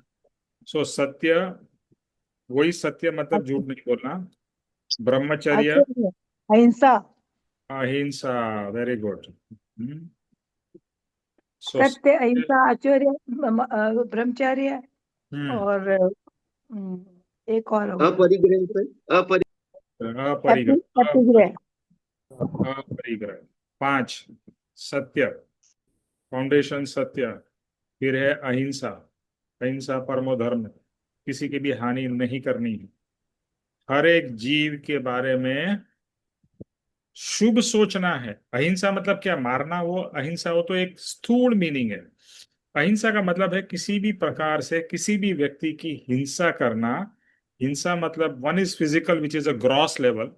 सटल लेवल में आप किसी को इतना परेशान करो कि देखा होगा कि बहुत से लोग सुसाइड कर लेते हैं। Torture, mental torture, it is not a physical torture, mental torture, वो भी एक बहुत बड़ी हिंसा है। तो हाँ, बेसिकली अहिंसा, आप सर अलग अलग। अहिंसा, अहिंसा in thoughts words and deeds. Sorry. अहिंसा in thoughts words and deeds. हाँ, वेरी गुड, बराबर है। अहिंसा in thoughts words and deeds, in fact everything. मैं तो ये कहूंगा कि हर चीज in thoughts words and deeds. सत्य भी थॉट्स वर्ड्स एंड डीड्स, अहिंसा भी in thoughts words and deeds. फिर अचौर्य, चोरी नहीं, दूसरे की चीज लेनी नहीं है। वंस अगेन, स्थूल मतलब है चोरी करना। दूसरी अचौर्य यह है कि किसी का क्रेडिट भी नहीं लेना। अगर किसी ने कुछ अच्छा किया और हम दिखाते हैं कि भैया देखो मैंने करके किया। अचौर्य बहुत सारी, अभी तो हर एक के डीप मीनिंग है। हम शायद इसमें एक चैप्टर भी आएगा महाभारत का, कभी और करेंगे। अचौर्य। फिर चौथा क्या है? तो अहिंसा हो गया, सॉरी, सत्य, अहिंसा, अचौर्य, फिर ब्रह्मचर्य। अच्छा ना, ब्रह्मचर्य के भी स्थूल और सूक्ष्म मीनिंग। अतिग्रह। स्थूल, हाँ अतिग्रह। हाँ, बट पहले मैं इसका एक्सप्लेन करता हूँ। ब्रह्मचर्य, तो ब्रह्मचर्य का लोग एक मीनिंग यही करते हैं कि स्त्री पुरुष के संबंध। ओके, वो नहीं करना मतलब वो ब्रह्मचर्य हो। बट एक्चुअली मीनिंग पूरा अलग है। शब्द ही देखो ना, ब्रह्मचर्य, ब्रह्म में चर्या करना। यहाँ कहाँ स्त्री पुरुष का संबंध आया? आया? स्त्री पुरुष का संबंध को एक पता नहीं ब्रह्मचर्य से इतना स्ट्रांगली जोड़ दिया गया है कि हमको लगता है बस वही ब्रह्मचर्य है। बट बेसिकली ब्रह्म में चर्या करना यानी कि आत्मा के अंदर में आत्मा चर्या के करना, आत्म स्वभाव में रहना। बाकी सब लोग अपना माइक म्यूट रखिए। आत्म स्वभाव में चर्या करना। अभी क्या होता है, मैं जब ये बीमार हुआ था तभी मैं सोच रहा था कि कैसे कैसे कर्म किए होंगे कि ये बीमारी आई है ना। बीमारी तो मेरे ही कर्म का फल है। तो मैंने क्या क्या कर्म किए होंगे, कैसे कैसे कर्म किए होंगे, कैसे कैसे भारी कर्म होंगे जिसके कारण ये फल है। तो अभी बहुत डीप में नहीं जाऊंगा, लेकिन उसमें एक तो ये आया कि जरूर एक मैं बार बार एक वचन पढ़ता था जो था कि भोग रोग समान है। भोग क्या है? रोग समान है। भोग रोग समान है। लेकिन हमें तो भोग बहुत अच्छे लगते हैं। पांचों इंद्रियों के भोग हमें अच्छे लगते हैं ना, ये कोई डिनाई नहीं कर सकता है कि हमें अच्छे नहीं लगते, क्योंकि हम तो वही करते रहते हैं। बट ज्ञानी ने क्या हमें बताया कि जब ये आप पांच इंद्रियों के भोग में डूबे रहते हो तो आप अपना ब्रह्म यानी कि आत्मा को भूल जाते हो। अब देखिए, अगर आप स्वादिष्ट खाना खाने बैठते हो, क्या उस समय आपको आत्मा याद आता है? नहीं आता है। अच्छा, दूसरा मैं आपको ये मेरी मतलब जो जो ये जो हुई मेरी सिकनेस एंड हॉस्पिटलाइजेशन, 8 दिन तक मेरे को कोई खाना नहीं था। ये तो अभी ट्यूब से अभी फीडिंग हो रही है, सिर्फ तभी मेरे को आईवी से फ्लूइड जा रहा था। No food, not even one drop, nothing. Okay, everything through IV. तो मेरी तो 28 हो गई। मैं तो क्या हुआ था आपको? मुझे पैनक्रियास का कैंसर हुआ है। अच्छा, हम्म। अचानक अचानक। कोई भी चीज अचानक ही होती है ना। अब कैसे है? बस देखो आपके सामने ही हूँ, कैसा दिख रहा हूँ? एकदम ठीक। बस बोलता है ना वो, नथनी पहनते हैं ना, मैंने एक नथनी पहनी है, बस और कुछ नहीं है। तो 7 दिन मैं तो यही सोच रहा था कि मेरी 28 हो गई है ना। निर्जरा उपवास बिना, ऑफ कोर्स वो जा रहा था, ड्रिप जा रहा था, मतलब इट वाज नॉट फुल निर्जरा, बट 28 हो गई। और उस समय मेरे को मेरी वाइफ ने भी बोला कि बस यही लक्ष्य कर कि आत्मा क्या है? अण आहारी। आत्मा क्या है? अण आहारी। सी एक ये जो है ना, ये इतना मिक्स हो गया है। एक है आत्मा, एक है शरीर। भोजन किसे चाहिए? शरीर को। जरूरी है, वेरी वेरी इंपॉर्टेंट, क्योंकि शरीर में भोजन नहीं जाएगा तो शरीर कैसे टिकेगा? ओके, सो भोजन शरीर को जरूरी है। आत्मा पर से अभी ऊपर जो भगवान बैठे हैं, सिद्ध भगवान, क्या वो जाके ऊपर भोजन कर रहे हैं क्या? भोजन से उनका चल रहा है क्या? नहीं। उनके तो शरीर ही नहीं है। तो शरीर नहीं है तो ना ब्रीदिंग है, ना भोजन है, ना कुछ है। नथिंग। जो शरीर के रिलेटेड जितनी भी हमारी क्रियाएं है ही नहीं। और पांच इंद्रियां भी तो नहीं है ना उनको। शरीर भी नहीं है तो पांच इंद्रियां भी तो नहीं है। और पांच इंद्रियां नहीं है तो पांच इंद्रियों के भोग भी नहीं है। तो अगर हमें ब्रह्मचर्य यानी आत्मचर्य करना है तो भोग से दूर होना पड़ेगा। अभी ये इजी बात नहीं है, क्योंकि भोग में सुख हमें महसूस होता है। अच्छा खाना खाने से सुख महसूस होता है। अच्छा गाना सुनने से सुख महसूस होता है। अच्छा पिक्चर देखने से, सीरियल देखने से सुख महसूस होता है। अच्छा सुगंध से सुख महसूस होता है। अच्छा टच से, सॉफ्ट टच से, प्रेम भरे टच से सुख महसूस होता है। तो ये पांच इंद्रियों के जो भोग है, ज्ञानी ने क्या कहा? भोग रोग समान है। तो मैं इसके बारे में बहुत सोच रहा था कि एक्चुअली चलो ठीक है, मैं मान लेता हूँ भोग रोग समान, लेकिन मुझे तो फील नहीं हो रहा है। और यही तो तकलीफ है, क्योंकि हम भोग में डूबे रहते हैं और फिर ब्रह्मचर्य की सिर्फ बात करते हैं कि भैया चलो मैथुन नहीं करना और हमने ब्रह्मचर्य कर लिया। नहीं, वो ठीक है, वो एक मैथुन में भी हम आत्मा को तो भूल जाते हैं। जब भी हम कोई भी भोग में डूब जाते हैं, याद रखिए, ज्यादातर हम आत्मा को भूल जाते हैं। और भोग में नहीं होंगे, जैसे अभी हम भोग नहीं कर रहे हैं ना, हमें अभी तो सिर्फ आप सुन रहे हैं और देख रहे हैं सत्संग। भोग तो नहीं कर रहे हैं ना, ना खाने का ना और किसी का। तो 5 इंद्रियों के अभी हम भोग में नहीं डूबे हुए हैं, हम आत्मा के रस में डूबे हुए। और ज्ञानी कहता है आत्मा का रस ले, फिर तुझे ये भोग के रस फीके लगेंगे।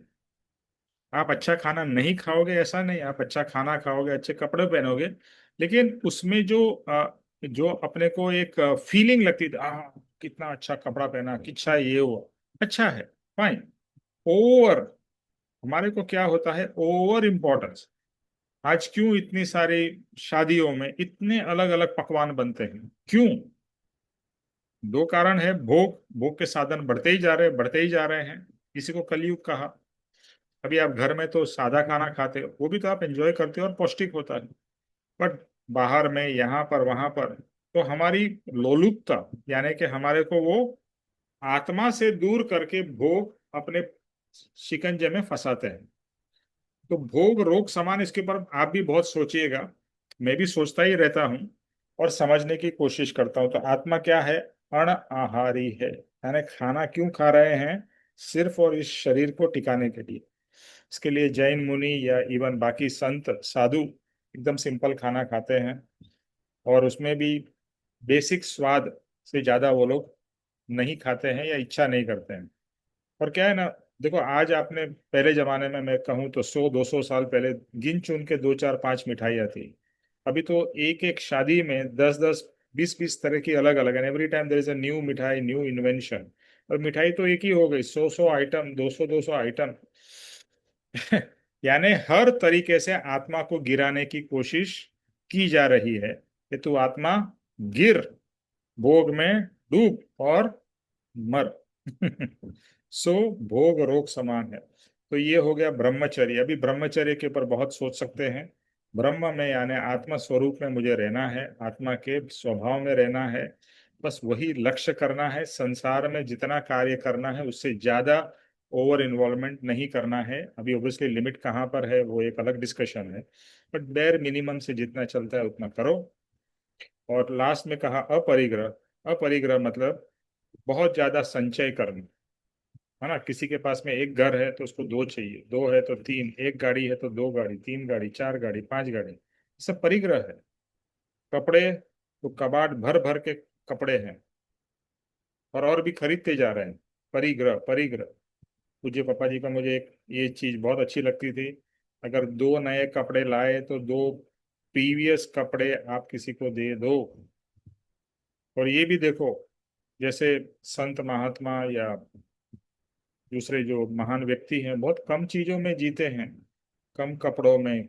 इवन जो मॉन्क्स होते हैं वो क्या करते हैं, basic basic roti kapda makaan is required, no doubt about it.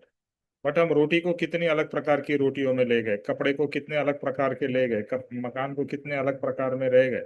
और वहां पर भी शोबाजी है ना, देखो मेरा घर कैसा है, हाँ सच अ ग्रांड होम, ये मेरा, लोग आप सब आपको किसी के भी घर में नया घर होगा तो उसमें सब कुछ दिखाएंगे, आपको फिर बाथरूम में भी ले जाएंगे, वो मेरा बाथरूम ऐसा है, ये है, वो है, ये है।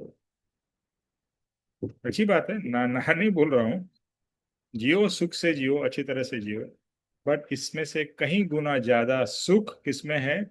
आत्मा में। ये आत्मा सुख का भंडार है। तो ब्रह्मचर्य में रहो। अपरिग्रह मतलब आत्मा के लिए क्या जरूरी है? क्या आत्मा के लिए कपड़े जरूरी है? आत्मा के लिए बाकी सब चीजें जरूरी है? तो शरीर के लिए जरूरी है, तो शरीर को जितना जरूरी है उतना दो। लेकिन हम शरीर को जितना चाहिए उससे 10 गुना 100 गुना ज्यादा हम उस पर चले जाते हैं। तो ये 5 महाव्रत, कमिंग बैक टू सत्य, सत्य इस सबकी नींव है, इसका फाउंडेशन है। तो सत्य का आधार लेना है, सत्य से जीना है, सत्य से मरना है। मरना मतलब शरीर मरेगा, हम तो मरने वाले नहीं हैं। और सत्य में जयते, भले ये सिर्फ एक श्लोक नहीं है, ये हमारे जीवन का आधार बन जाना चाहिए। ओके, तो आज यहाँ पर ही हम लोग एंड करेंगे। अच्छा, एक बहुत इंपॉर्टेंट अनाउंसमेंट करनी है। हमारा बहुत, दिल्ली वाले लोग का बहुत बड़ा सौभाग्य है कि अर्पित जी, अर्पित प्रभु जो जबलपुर से हैं, और आप लोगों को मैंने बताया भी था कि इनके सत्संग रोज सुबह मैं सुनता हूँ, सुबह 7 से 8 बजे होते हैं मॉर्निंग में। Every day morning I listen, in fact when I was in hospital, even before that I was listening in the morning 7 to 8। अच्छी बात यह है कि ये जबलपुर से हिंदी स्पीकिंग है। कृपाणु देव के बहुत बड़े भक्त हैं, और एक यंग है, आई थिंक 30-35 साल के होंगे, शादी भी नहीं हुई है उनकी। और मतलब परम कृपाणु देव का पूरा घोल के वो पी गए हैं। नॉट ओनली परम कृपाणु देव, और भी बहुत संत महात्मा कबीर, ये वो सबके सबके बारे में उन्होंने बहुत ज्ञान लिया है और हर समय उसी भाव में रहते हैं। बहुत ही सरल जीव है, हमेशा आनंद में रहते हैं। और वो दिल्ली आ रहे हैं, दिल्ली आ रहे हैं 28 तारीख को। शकुन, आप हो ना लाइन पे? शकुन,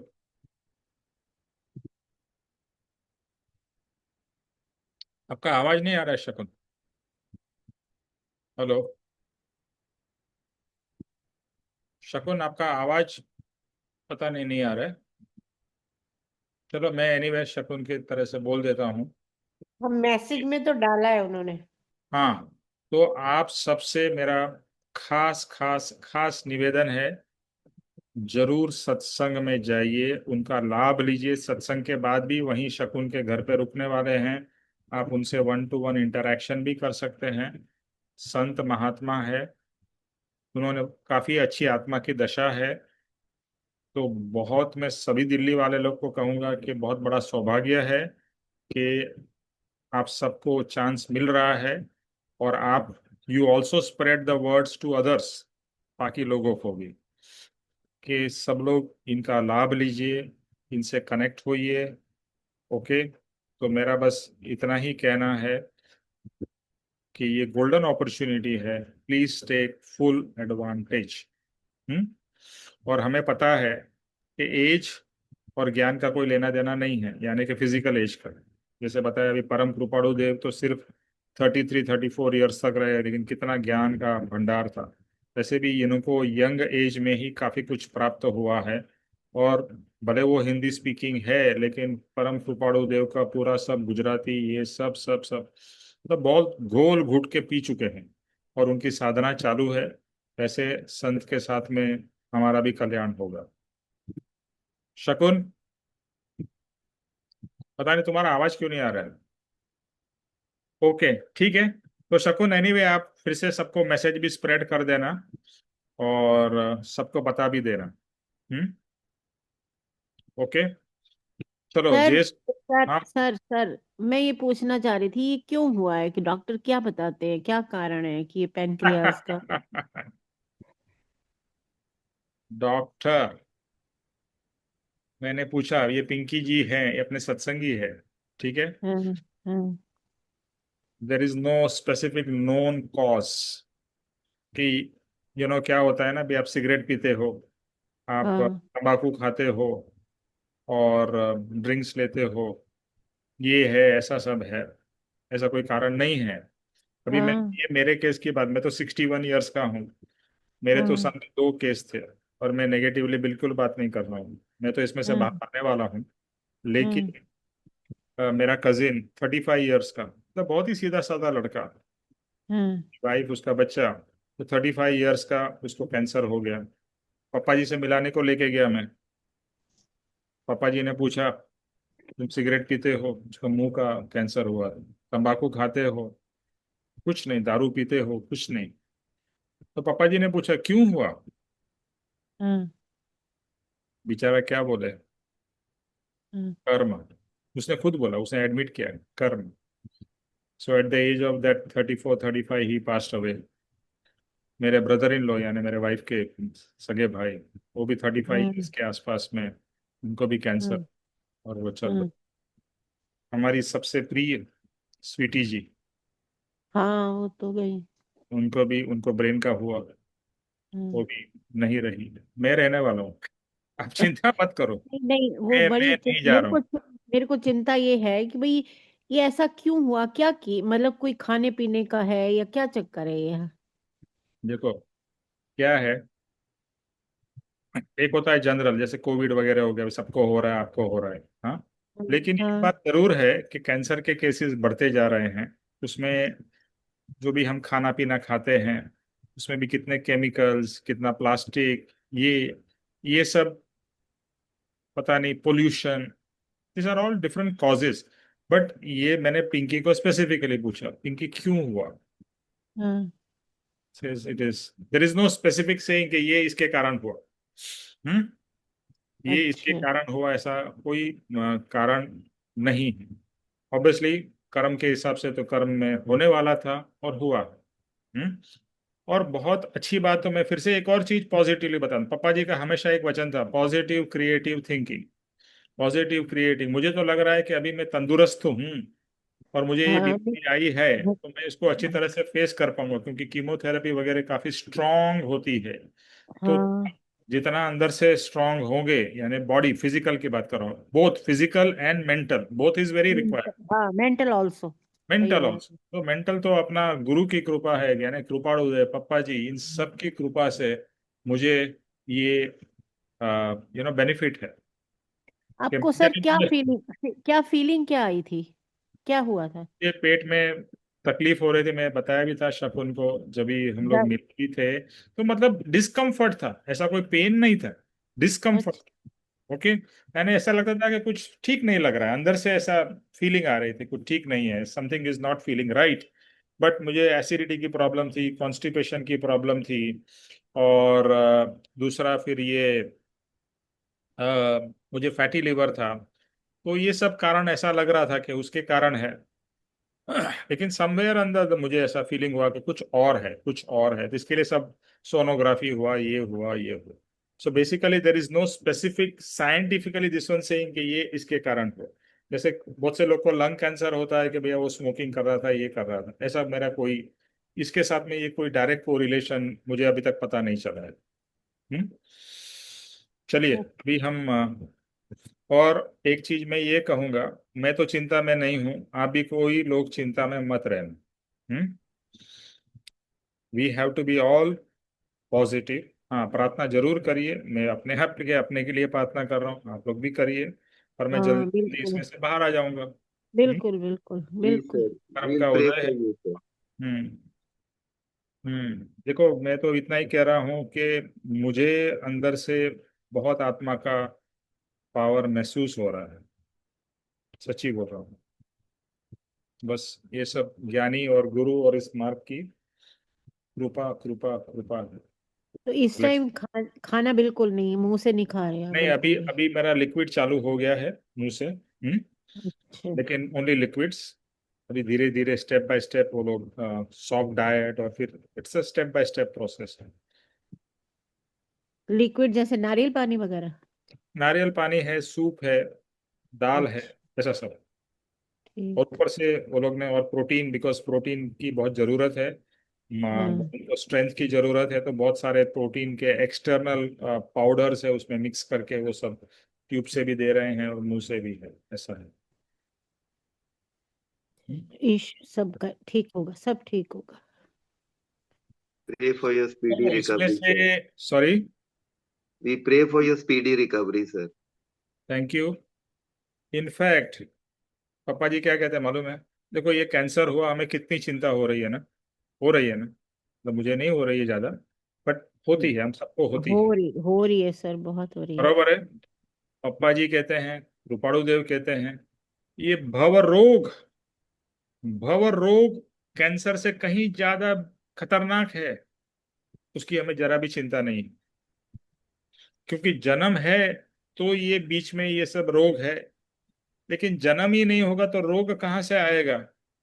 ज्ञानी ने तो जड़ मूल से सब निकाल दिया, शरीर ही नहीं है तो रोग भी नहीं है, पांच इंद्रियां नहीं है, कुछ नहीं है, तो ज्ञानी तो हमें कह रहे हैं कि भव रोग सबसे बड़ा रोग है।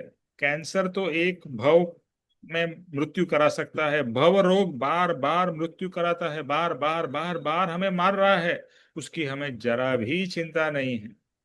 यही हमारी दरिद्रता है, पैसे की नहीं, ज्ञान की दरिद्रता। हम्म ओके, जी सर। चलिए। जय स्वरूप कौन करेगा? सुनीता आ गई है तो सुनीता को चांस देते हैं।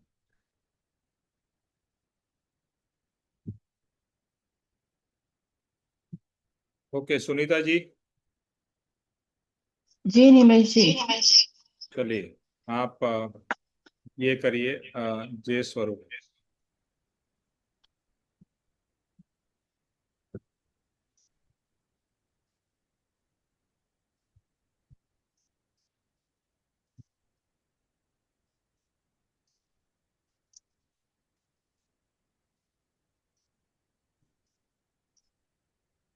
आप कैसे हैं निमेश जी? एकदम बढ़िया हूँ। हम्म, आपको दिख रहा हूँ ना मैं? यस यस निमेश जी। हम्म।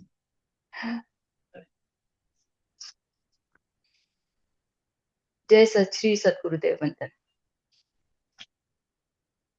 जे स्वरूप समझाविना पाम्यो दुःख अनंत, समझाव्यो ते पद नमो श्री सद्गुरु भगवन। नमस्कार। परम पुरुष प्रभु सद्गुरु, परम ज्ञान सुखधाम, जेणे आप्यु भान निज, तेने सदा प्रणाम। नमस्कार। देह छता जेनी दशा, वर्ते देहातीरे, ते ज्ञानी ना चरणमा, हो वंदन अगणी। नमस्कार।